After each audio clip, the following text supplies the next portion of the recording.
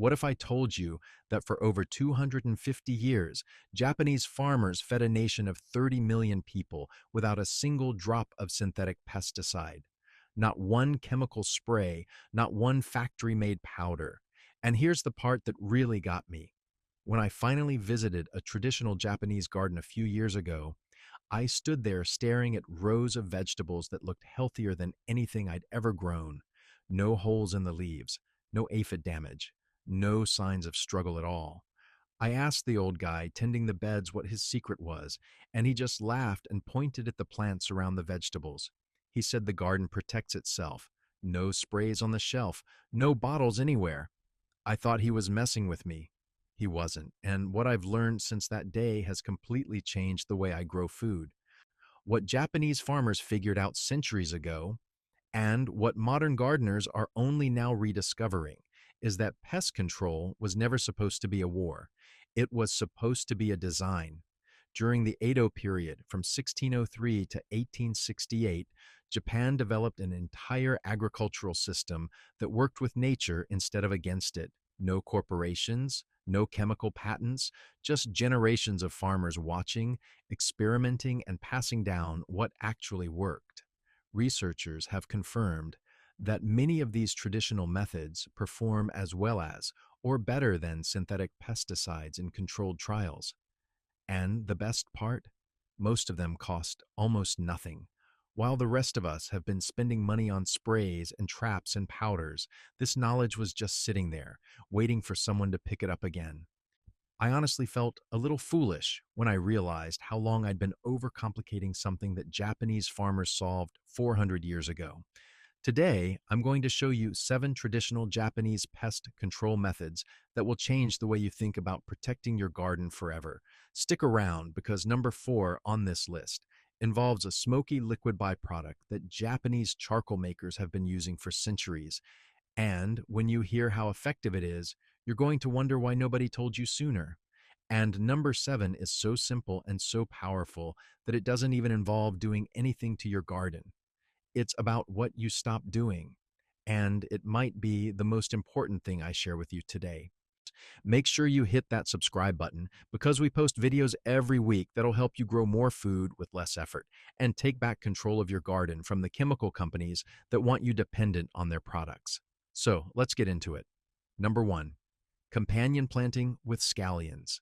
This is the one I start with because it's the easiest thing you can do tomorrow morning, and it works so well it almost feels like cheating.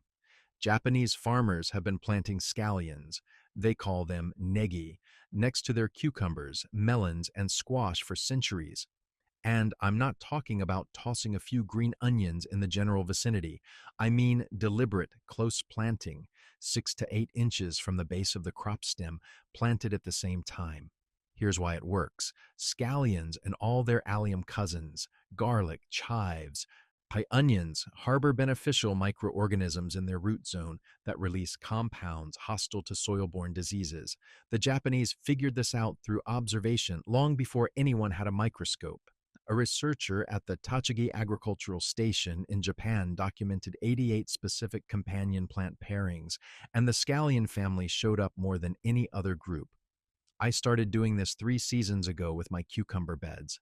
I plant a row of scallions on each side tight to the base. My soil-borne wilt problems dropped to almost nothing that first year. The cucumbers with scallion companions consistently outperform the ones without. It's not subtle. You can see the difference from across the yard. And here's the bonus. You harvest the scallions too. It's not a sacrifice. It's a 2-for-1. Tomatoes with garlic chives, strawberries with garlic, eggplant with green onions. If it's in the allium family, it belongs next to your crops. Number 2, shiso. If you don't know this plant yet, you're about to become a fan. Shiso, sometimes called perilla, is one of the most important herbs in Japanese cuisine and Japanese gardens, and the reason it shows up in both is no coincidence. Japanese farmers have planted shiso alongside their vegetables for centuries because the smell drives pests away. And I mean really drives them away. I planted red shiso around my tomatoes and peppers 2 years ago on a whim after reading about it, and the difference in aphid pressure was so obvious that my wife noticed it before I did. Here's what's happening. Shiso puts out volatile aromatic compounds. The same stuff that makes it smell so good to us makes it unbearable for whiteflies, aphids, and cabbage moths. In controlled testing, whiteflies chose tomato plants over shiso at a 2-to-1 ratio. They literally avoid it. The trick is spacing. You want shiso planted 10 to 12 inches apart, close enough to your crops that the aromatic cloud overlaps, but not so tight that they compete for light. I plant mine in a border row around my solanaceous crops, tomatoes, peppers, eggplant, and let it go to flower in late summer. Those flowers bring in ladybugs and lacewings, which are your best friends for late season pest control. And you can eat the leaves all season long. I toss them in salads, use them as wraps, muddle them into drinks. A pest repellent you can eat for dinner. That's about as Japanese garden efficient as it gets. Number 3, straw mulch ground cover. This one comes directly from Masanobu Fukuoka, the legendary Japanese farmer who spent 65 years proving that doing least in the garden often gives you more. His idea was simple. Never leave bare soil. Cover every inch with straw, 3 to 4 inches thick, and let it do the work that chemicals and cultivation are supposed to do. I resisted this for years because I liked the look of clean, tilled beds. That was my ego talking, not my garden. Thick straw mulch does about 6 things at once. It suppresses weeds, which eliminates the habitat where many pests breed and hide. It holds moisture so your plants aren't stressed and vulnerable. It creates a cool, dark, damp environment at soil level that's perfect for ground beetles, spiders, and predatory insects, the ones that eat the pests you hate. And as it breaks down, it feeds the soil biology that keeps everything in balance. Fukuoka's rice yields matched the highest in his entire prefecture, and he never sprayed a thing. I'll be honest with you. The first season I mulched heavily, my slug numbers went up slightly. I panicked. But by the second season, the predator population had caught up and the slugs were a non-issue. You have to give the system time to balance. Spread straw mulch 3 to 4 inches deep on all bare soil between plants. Replenish it as it decomposes and resist the urge to rake it back. I use rice straw when I can find it. That's what Fukuoka used. But regular wheat straw works fine. Keep the mulch pulled back about 2 inches from the stems of your transplants to prevent rot at the base. Oh, the messiness is the system working. I know it doesn't look like a magazine cover, but my plants don't care about aesthetics and yours won't either. Number 4, wood vinegar. All right, this is the one I teased at the top and it deserves every bit of the buildup. Wood vinegar, the Japanese call it mokusaku, is a dark, smoky liquid that's been a byproduct of charcoal making in Japan for hundreds of years. When you heat wood in a low oxygen environment to make charcoal, the smoke condenses into a liquid containing over 200 natural compounds. Japanese farmers collected this liquid the way we collect bacon grease. It was just too useful to throw away. And what it does to pests is remarkable. Diluted at 1 part vinegar to 300 parts water, it repels aphids, spider mites, whiteflies, and nematodes on contact. One study showed it achieved 98% aphid control on citrus trees. At a stronger dilution, 1 to 20, it works as a direct pest knockdown spray. And here's the part that got me. At weaker dilutions, 1 to 500, it actually stimulates beneficial soil microbes while suppressing the harmful ones. So you're building soil health and repelling pests with the same bottle. For your home garden, mix 1 tablespoon of wood vinegar per gallon of water for a preventive spray and apply it every 2 weeks to foliage. During an active infestation, double the concentration and spray weekly, hitting the tops and bottoms of leaves. Apply early morning or late evening, never in midday heat, and never during bloom, because it'll chase away your pollinators too. You can buy wood vinegar or bamboo vinegar online for about $15 a bottle, and 1 bottle lasts me an entire season. I keep a spray bottle mixed up in my garden shed at all times now. It's become as essential to me as my watering can. One important note: only use vinegar made from untreated natural wood. You don't want anything that was painted or pressure treated anywhere near this process. And always wear gloves when handling the concentrate. Diluted, it's gentle. Straight, it'll irritate your skin faster than you'd expect. Now, If you're finding this valuable and you're starting to realize just how much has been hiding in plain sight, do me a huge favor. Hit that like button right now. It helps this reach people who are tired of overcomplicating something as ancient as growing food. And if you haven't subscribed yet, click that button and ring the bell. We're building a community of growers who believe that simplicity and working with nature will always beat expensive complexity. All right, let's keep going because we're just getting to the truly remarkable ones. Number 5, chrysanthemum border planting. Here's something that blew my mind when I first learned it. Those cheerful fall flowers that most people think of as decoration. Japanese farmers have known for centuries that chrysanthemums are one of the most effective natural insecticides on the planet. The dried flower heads contain compounds that paralyze insects on contact, and those compounds are now the basis for over 2,000 commercial pest control products worldwide. Japan began cultivating them specifically for pest control in the 1880s, and it worked so well that the country became a major exporter. I grow Dalmatian chrysanthemums along the border of my vegetable beds, spaced 12 to 18 inches apart. Their presence alone reduces flying pest pressure. Aphids, whiteflies, leafhoppers, thrips, and small beetles tend to avoid the area. For a more targeted approach, I dry the flower heads in late fall, grind them to a coarse powder, and steep a tablespoon in a quart of warm water overnight. Strain it.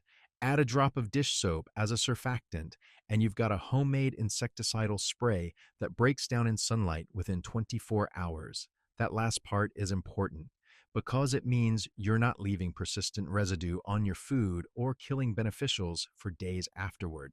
The trade-off is you need to reapply after rain or every few days during heavy pressure. But I'll take that trade off over synthetic chemicals any day of the week, and the plants themselves are beautiful. They earn their spot in the garden even if they never killed a single bug. My neighbor thought I was planting them for decoration. When I told her they were my pest control system, she thought I was joking. 2 months later, she was planting her own row. Number 6, garlic and chili fermented spray. This one has been passed around in East Asian farming communities for generations, and once you make your first batch, you'll never buy commercial pest spray again. The recipe is dead simple.